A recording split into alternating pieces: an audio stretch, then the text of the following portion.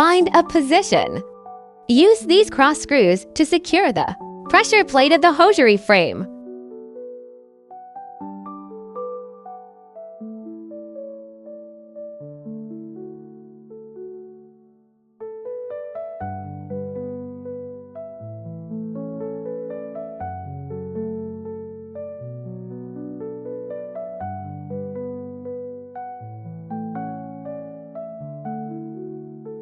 First, place the outer frame.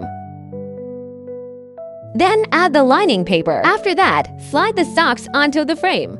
Make sure the lining paper does not shift. Once the sock is properly fitted, for a more aesthetically pleasing product, you can add a layer of water-soluble stabilizer. Then press it down.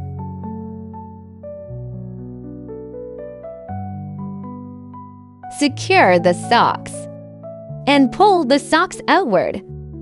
Then hook it into this slot.